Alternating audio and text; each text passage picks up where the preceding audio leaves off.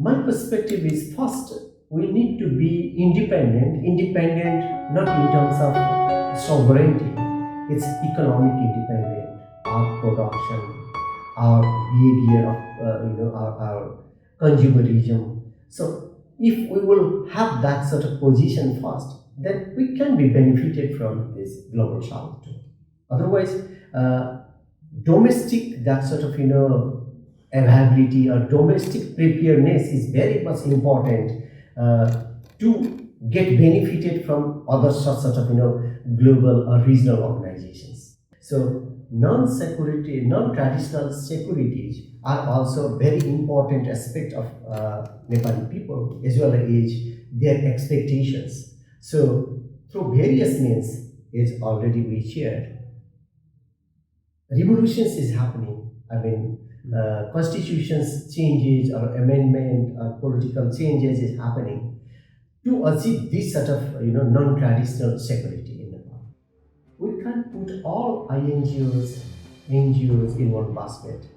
To a great extent in Nepal, World Bank, IMF, they are contributing for to meet the people's expectations of this non-traditional security. Side by side, many local NGOs and some INGOs, they are working for social engineering or social designing, political designing in Nepal. So I would distinguish two, three levels of Nepali NGOs and INGOs. No, they are not getting. Thus, we are exploring, and within that exploration, these movements is happening, or change is happening. If you could tell something about the economic sides of the society, I mean, how the society has uplifted over the decade or so, the consumptions and everything has increased. As a student of sociology, our core social order, it means that Nepal's social DNA, based on we call Lahorage, from centuries, Nepal is exporting international security. We are security providers, like as in India through Indian Army Gurkhas, in Britain. These days, these are the legal one, constitutional one, but in France, in United States, even in you can see the new that sort of incidences is happening in Russia and Ukraine war. So Nepali people are exploring their opportunities, but in terms of domestic political parties, they are attempting to do something more, but still we don't have that much political stability and maturity. And political parties' agendas are attempting to shift towards economic, that prosperity. Otherwise, we were fighting for freedom, liberty, democracy, and human rights used to be the main agenda of our previous social movements and political movements. So we are heading towards, to address your questions, political parties, their major concentration and focus is not on that economic prosperity. If we would analyze their political election manifestos, we can't put them separately, polemic way.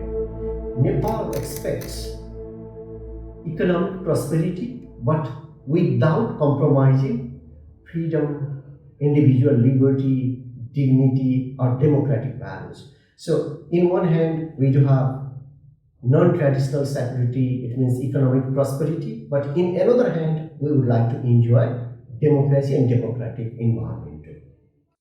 Nepali social character, somehow, sometimes, they were engaged in polemic way, like it's right or left. But if you would analyze the election manifesto, their political manifesto, or their agendas. Nepali communist parties are, in name they are communist, but in their program, policies, they are much more democrat, like it's social democrat. So Nepali society, it is not very much extremist one. We are having that civilizational continuation. That is much more, I think, pragmatic. Uh, some political entrepreneurs, like as political parties, they are attempting to divide our society based on that sort of agenda and issues.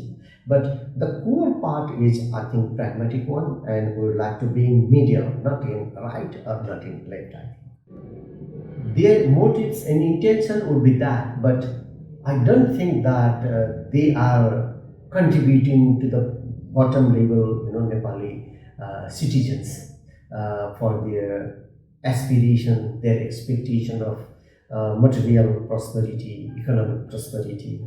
So still, we have to work a lot to achieve that target. So inflation, do you think it's still causing troubles in for the public life? Yeah, Inflation is a big problem. yeah. Do you think corruption is also a big problem in Nepali politics and society?